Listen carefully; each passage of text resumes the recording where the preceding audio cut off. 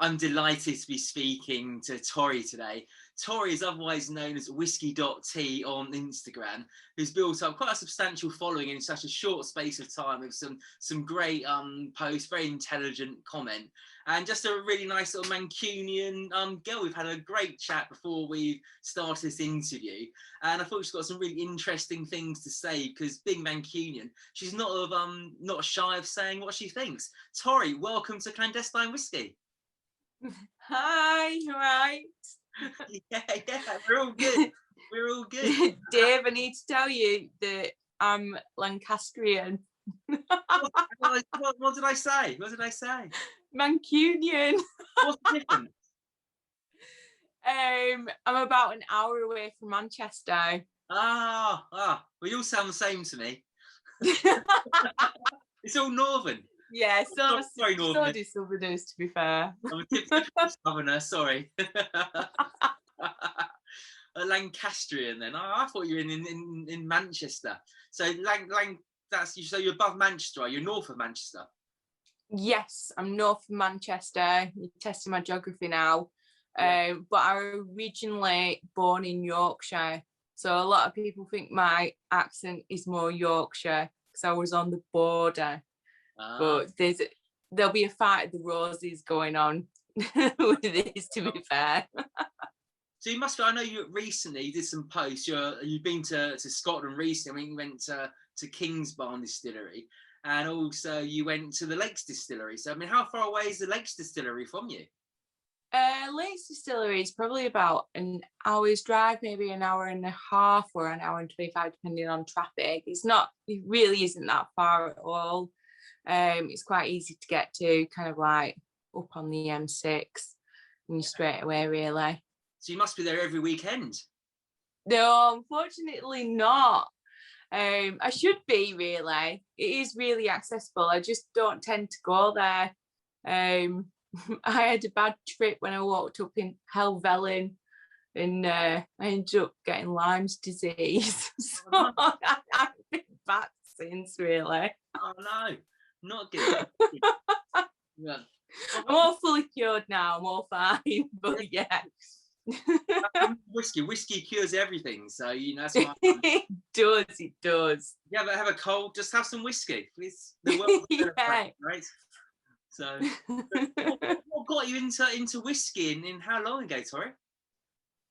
It was probably about 6-7 years ago that I first probably got into whiskey.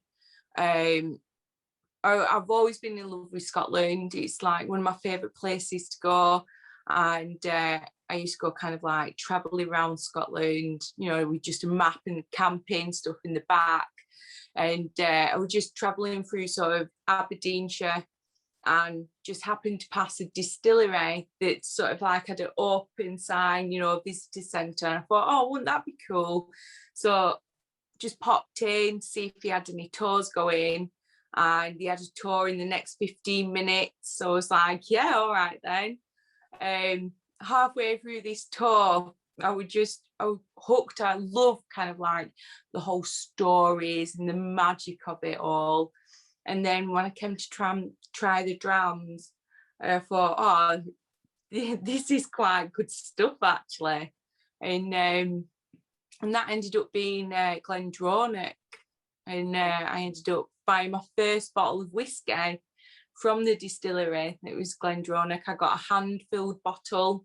Again, I just loved the whole tactileness of it, filling your own bottle and labelling it all. And yeah, from that I was sold. And then I was just sort of going to other distilleries and trying a few drams and trying to get my own bottles. And yeah, I was just hooked from there, really.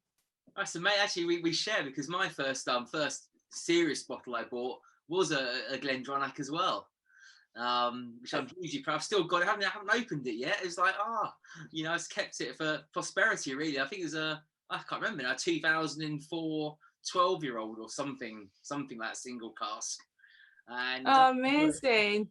From Hedonism in Berkeley Square one Christmas. So walked in there and said, guys, what do you recommend? What can I buy? And he said, well, I have one of these. But okay. And I think it's about 75 or 80 quid, which is I'd never spent that amount of money on whiskey before. I'd spent 25 quid.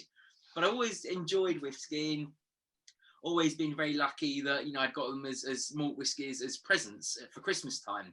So I had some nicer ones then, especially some Penderins and other ones. But that was the first proper one I bought myself. So yeah, it's got a special place in my heart, and I'd love to go to the distillery. It must be amazing. But how many distilleries do you think you visited now? Oh, quite few. When you go up to Speyside, because it's a whiskey trail and they're all on the same road, you get a little bit giddy. You go to the first one, then kind of like you just travel up the road, you go to the next, you go to the next. So I think I've probably maybe visited about, well, actually, when I say that, it's not that many, actually, 10. That's good. But considering I'm based in Lancashire, it's not too bad. So for people who haven't been to Speyside, myself, I'm actually due to go in about 2.5 weeks' time, if we're allowed in. I've seen obviously the map of Speyside. Are distilleries within walking distance, or is there buses you can take, or do you have to drive to them? I mean, there is a bus route, which I was like so surprised by, but there is I think it's like a stagecoach bus. There is a bus route there. You can get taxis really easily. But if you've got a designated driver that don't mind not drinking, as I did a few times, then they're well within driving distance. I think one day that I did Aberlour, Glenfiddich and Glenlivet all in one day, and then we went to the Mash Tun in Aberlour. If you've not been there, it's a must. It's a whiskey bar, sort of like great food. The people behind the bar are great, really knowledgeable. It's a really nice vibe in there, and they'll recommend whiskies based on sort of your taste. If you like certain type of sweetness, they'll pull out some other ones, and it was really good there. It's interesting actually you mentioned that to your taste. As you know, I come from a wine background. There's actually very few wines I don't like. I certainly have preferences. There's nothing I don't really like apart from Pinotage from South Africa. I'm not particularly keen on Sauvignon Blanc, not something I would choose necessarily. But something with whiskey, I think there's not a particular style of whiskey I dislike. Some are better than others, clearly. There's no style I thought, no, I really don't like that. I find it very interesting when people distinctly don't like something. I don't know if it's a good thing or a bad thing that I have sort of got this sort of diverse palate. But perhaps I just haven't had something I need to taste more. I think it's definitely a good thing. A few people I speak to, they'll find they'll taste a few drams from one distillery and they'll go, no, I don't like that distillery. And I don't. There's so many different expressions, different releases from distilleries. It just because you don't like a couple of them doesn't mean that you're not going to like all of them from that distillery. And that's what I found with some of the stuff that I've tried. Might not like a couple of expressions, so much, but I really like a few of their others. So I think kind of keeping an open mind with the distilleries, and basically just tasting each dram as you go along rather than just, blacklisting a distillery based on a dram that you've tasted. We actually we had a tasting last night as part of a few other people as well, Glen Camden and Tomital. We actually tasted some different cask finishes, and for me that's where the excitement really lies. And if I'm looking now at whiskies for me to buy, I'm actually not particularly looking at an age statement. I'm really looking for the cask finish because I want to have that taste exploration and experience new things. I mean, what about you? Yeah, no, definitely. I think from kind of like where I started to where I am now, I think my knowledge or my perception of whiskey was kind of like the older the better. And now I've just an age statement or a non-age statement whiskey, to me, you know, I'm really interested to try. Sort of like the tasting that we were on last night, the Andalusia from Glencadam is one of my favourite drams, and it's like super good value as well. I think it's about £35, £37, which is, you know, when you're buying whiskey and you start to spend quite a few £100s, that's a cheap whiskey. And the taste is amazing, and that's a non-age statement bottle as well. So yeah, the age statements to me don't really mean as much as what they might have done kind of like me 5 years ago, so to speak. Yeah, absolutely. I went to a tasting in London today of some Irish whiskies, which will be detailed on the magazine, so I'm not going to go into details here. But yeah, basically had some non-age statements in with different cask treatments, and also had their 10-year-old. And the NAS bottles were actually by far more interesting, and they actually tasted more mature, funny enough, than the 10-year-old. I thought there was so much more layers of complexity there. Then we went on to their sort of their limited range single casks with some wine finishes, and you know, just amazing. It's so good to have that diversity. And I think the good thing about whiskey is that, you know, we can have 4 bottles from one distillery with the same new make spirit, just aged in different casks or different cask finish, and just see the difference that it makes. And I think you want different flavors at different times, don't you? You know, I think it's interesting, like Ireland, the smokiness. I think, you know, absolutely in winter, what a wonderful thing. Then summer with your barbecue, you know, it's just I find it's fascinating, the sort of diversity of whiskey. Well, what are your have you got any everyday favourites that you go to? And is it just that you do bourbon and rye and? You know what? I don't really drink that much bourbon. It's something that I do want to change. I think maybe kind of like this year, maybe next year, that I'll start to focus more on the bourbon. This year, I said I'd try more Irish whiskey, which last year I'd never really tried before, and that's really opened my mind to stuff. And I think maybe bourbon I'll hold off for the year after. I've got a bottle of Brooker's that I bought when I was in New York back in 2015.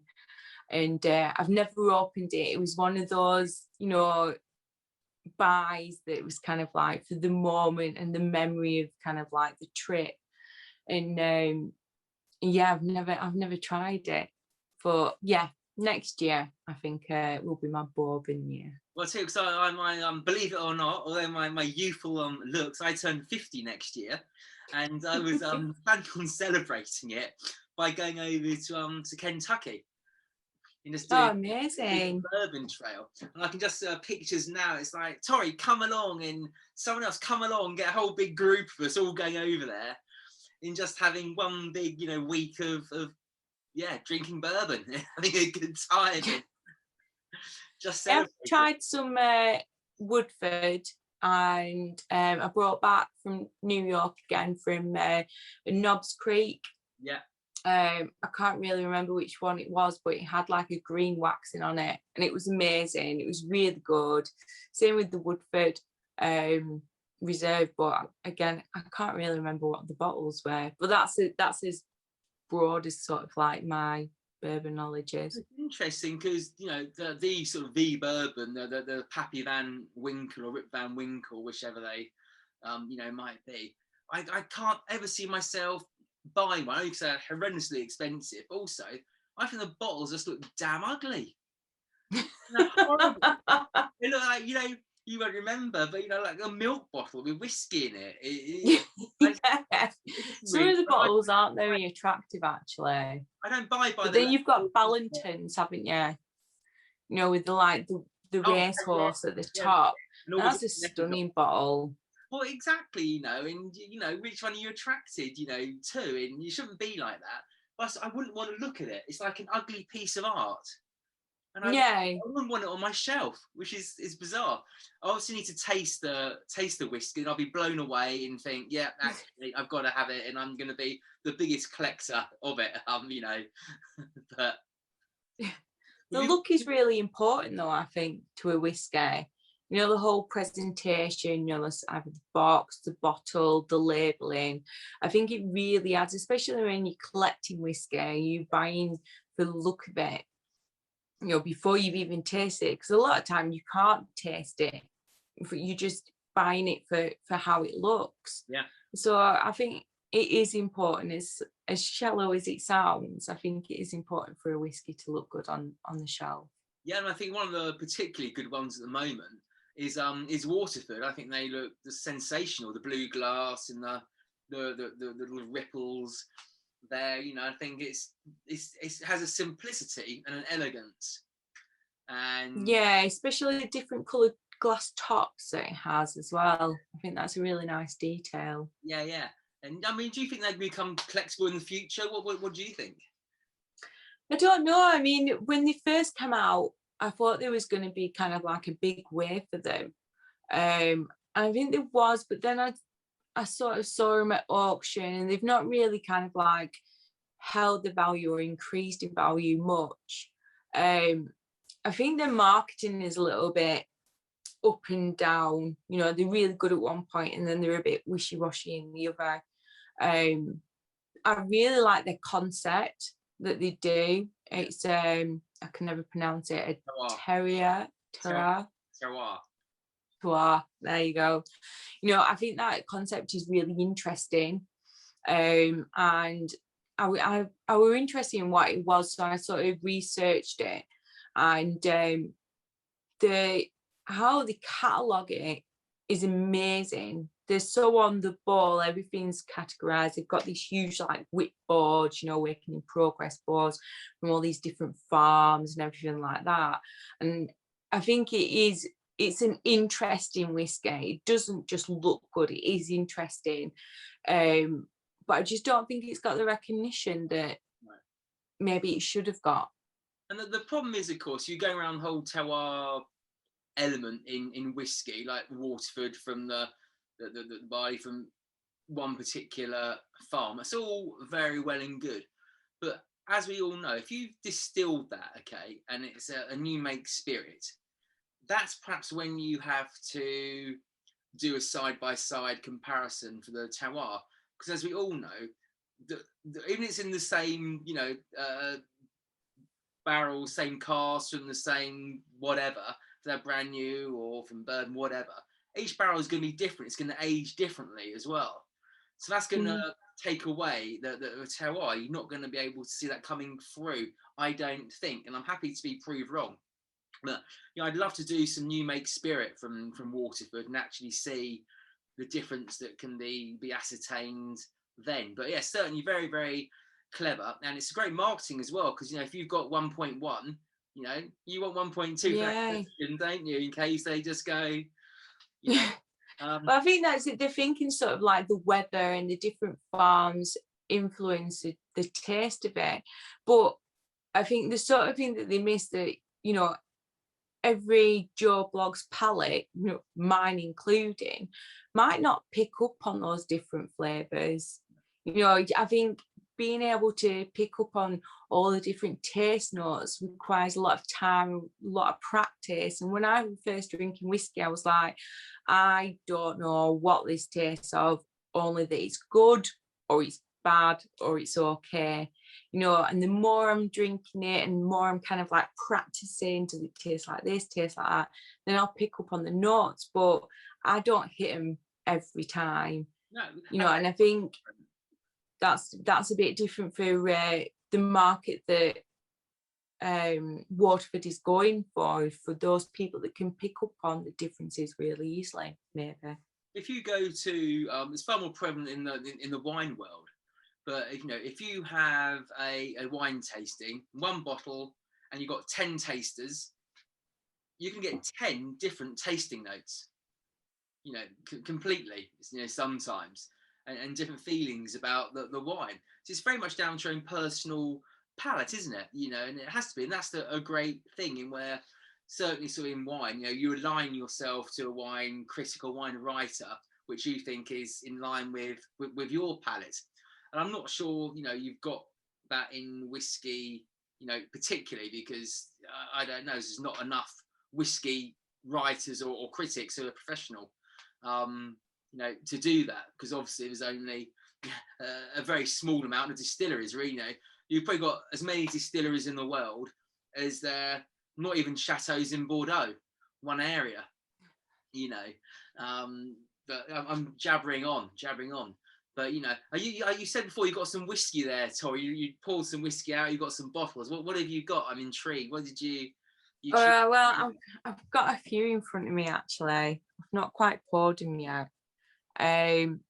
So I've got the Fettercairn Warehouse 2. I've got some little drams that I saved. I absolutely love this whiskey, and I was absolutely devastated not to have managed to buy the full-size bottle when it came out, because I work in a secure office, so I've got to put my locker in a phone my phone in a locker, and so I completely missed it. So I've seen them at auction. They've dropped down back to their original price now, so I will be purchasing a bottle of that. So that's that there. This is an absolute stunner. I got this on my last trip up to Edinburgh, and I went to the Royal Whisky Mile shop, and this is a Ben Nevis 1996 sample. Okay, nice. This is an absolute dream of a dram. Then I've got quite a few, Anta. This is good. I've got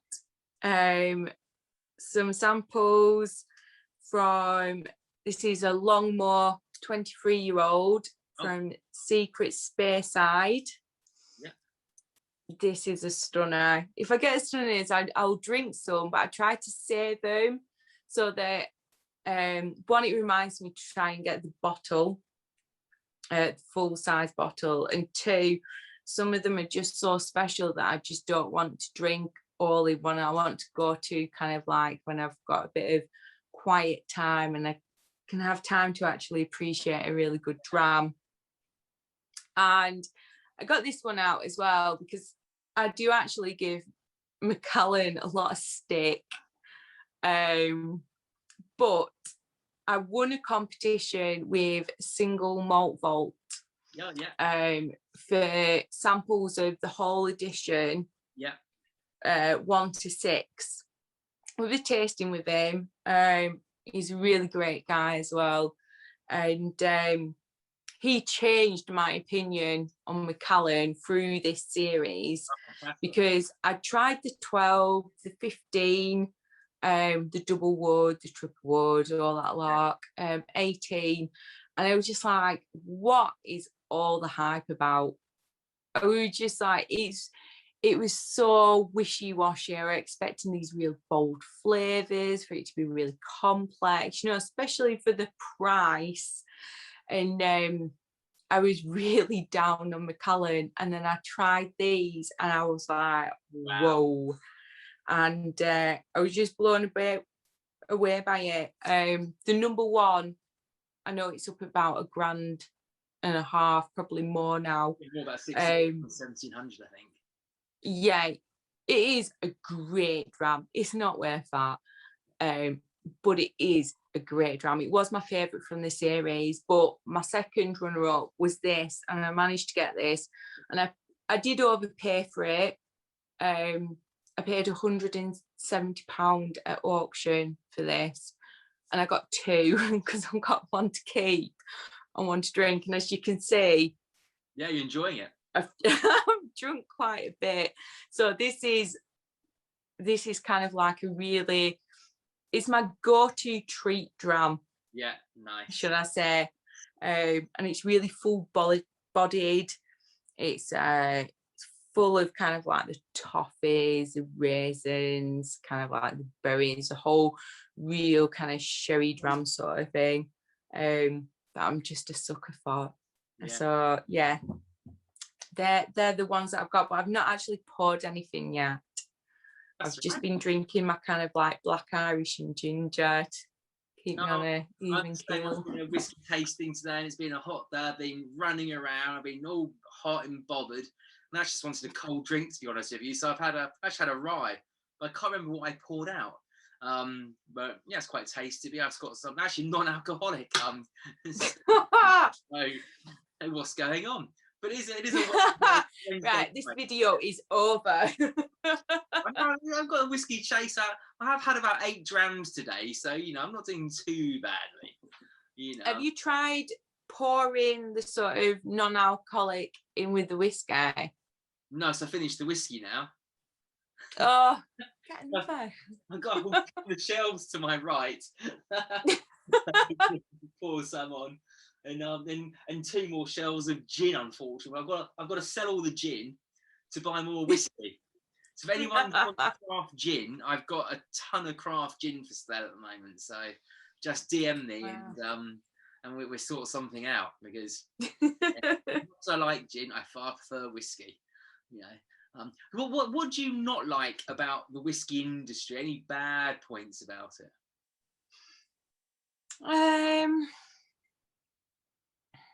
It's a hard one, that, for me, because I don't think I've really been that exposed to it for that long.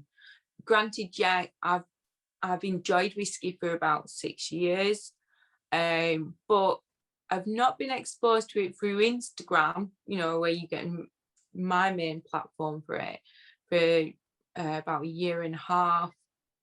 There has been a bit of sexism through it.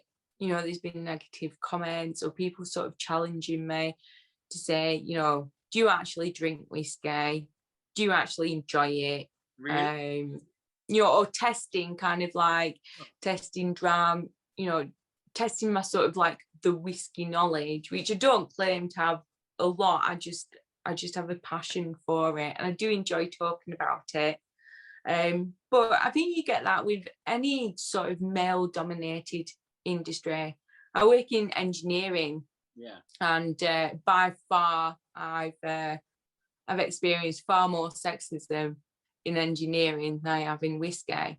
But I have friends on Instagram, female friends, that have really experienced it, and it's not right, and it's not. I thought that we'd be way beyond that by now, and it seems that we're not. And I think the recent things that came about with Becky and also my friend Haley on Red Whisky Girl, she experienced it through the whole Jim Merry movement, just calling him out on his sexism, particularly kind of like his book and stuff. And I wasn't fully aware of it until I started reading some of it, and it was crazy how it actually got published. But a lot of people faced a lot of backlash for kind of like calling it out. Haley did, Becky did, myself included. And I think that's probably the most negative thing about it.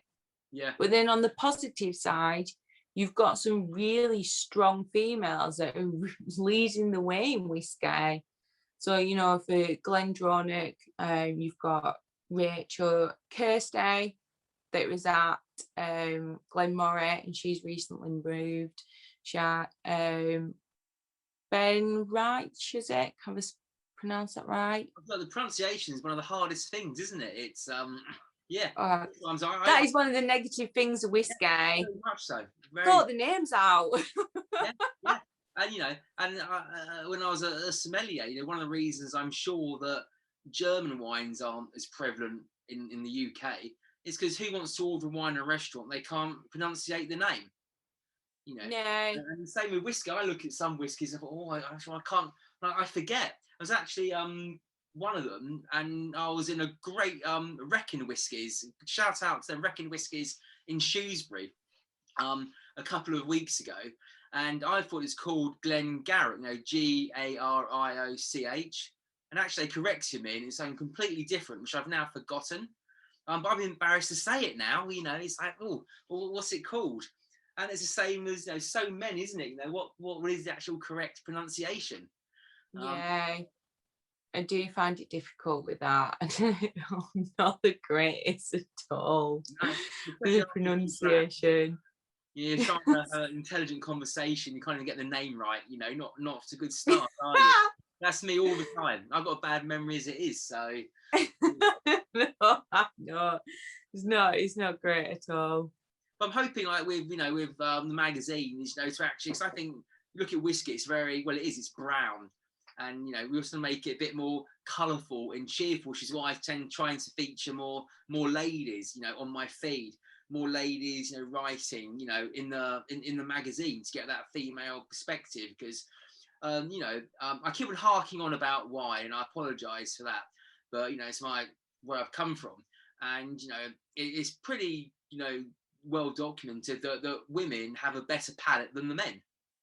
You can just decipher more flavors than we can. I think it's been sort of proven scientifically. So I think you ladies have got so much to offer, and your opinion is actually really, really valuable, and I'd like for one to give you more of a platform to actually voice your opinions.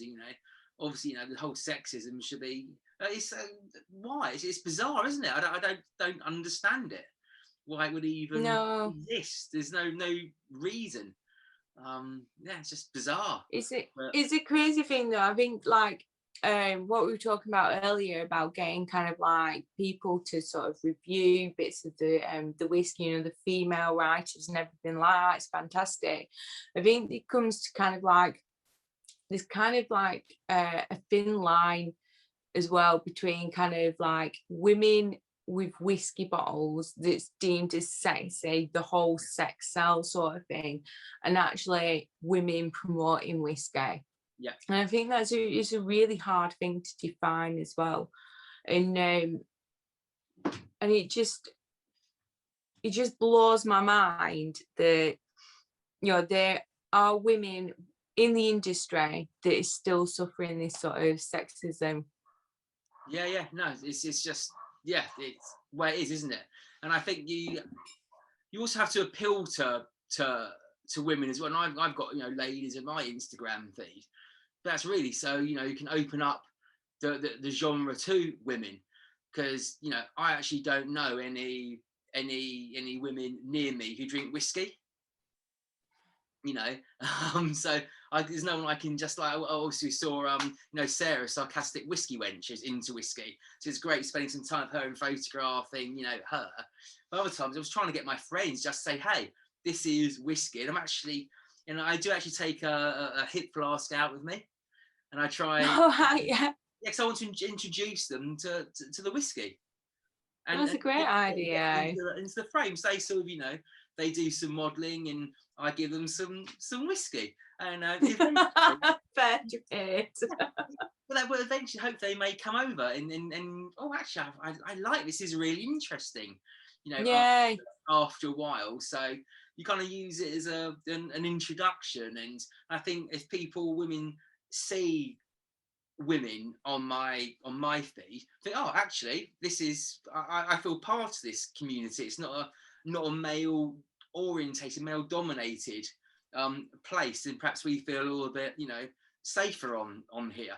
And to a certain extent, I think that works, because I think a lot of my comments are from women, the interactions, which I think is fantastic, and just welcome that, because I think it's very it's just interesting and insightful. And I think whiskey is ultimately about people, and you can look at all the technical aspects of whiskey, but this is not very interesting necessarily, breaking it down technically. It's do you want to have another dram, do you want to have a bottle, what do you want what do you want to do? It's all about conversations and in meeting people and in sharing.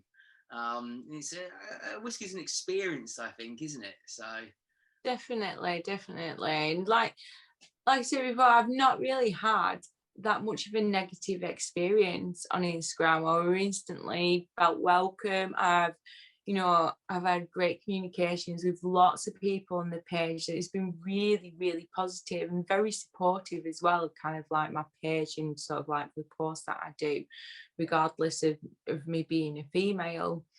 And I've also recently seen sort of adverts. I think particularly one was from Glenfiddich. I think another, from memory, was from Glenmorangie. How am I pronouncing that? Glenmorangie. They like to. Glenmorangie. It's the orange. Yeah, Glenmorangie. Sorry, it's not Glenmorangie. It's Glenmorangie. That's right. And they featured females solely in their advert, and I thought that was so refreshing. It was so clever how they did that, and there should be more of that, because it's not just a male drink, it's a drink for all. Which it's coming in with the cocktails, isn't it? And who is it? Is it well, it's not Johnny Walker, is it one of the Jamesons, one of those sort of brands has now made, and it's actually called Whiskey to be Mixed. Oh, that's Glenmorangie, the X. No, that's one to be mixed. It's like it's got a holographic X on there. Well, that's another one as well. There's another one I was thinking, which is a blended one.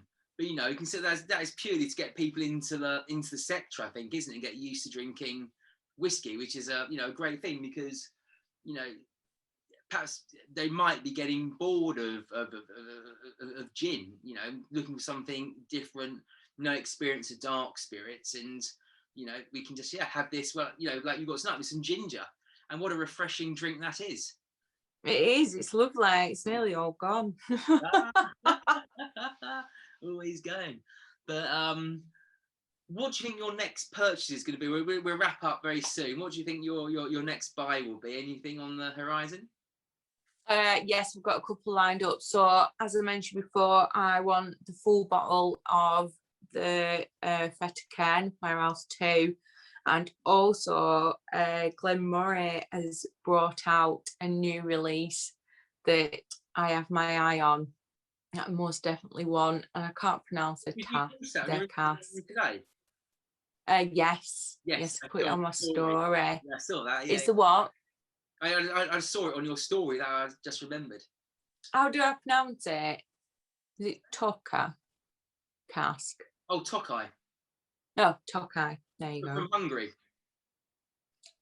I'm not sure where it is, but it sounds delicious. It just sounds full of desserts and sweetness and all the things that I love about whiskey.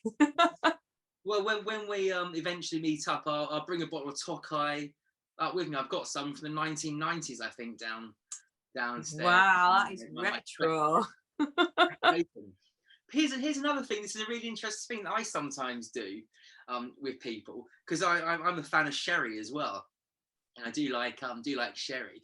But sometimes you can get a very plain single malt whiskey, which may be on offer for £20 in Tesco's.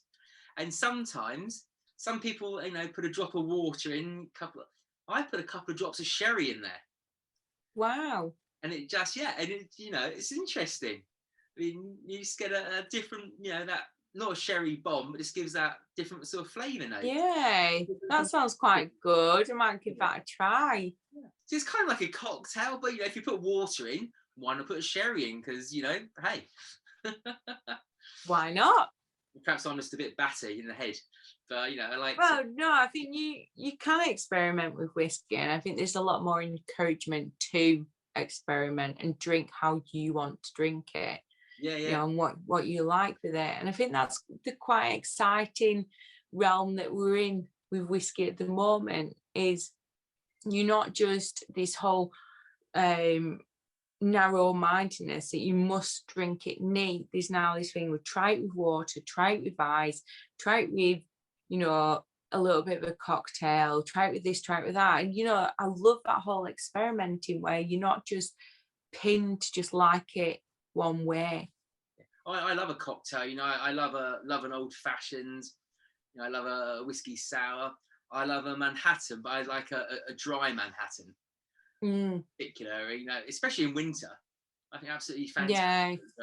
But I've not had a whiskey and a ginger ale, ginger beer for a long time, and I think I'm gonna have to go and get some ginger beer tomorrow and have some. It's lovely. Yeah.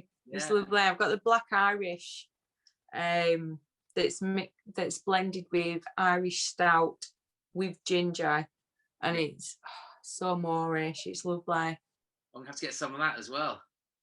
Should be good. Definitely. Tori, thank you very much indeed for your time, for coming on Clandestine Whisky. Hugely appreciated. And I'm sure we'll meet in real life in due course. Hopefully soon, and much enjoyed. Thank you very much. Thank you.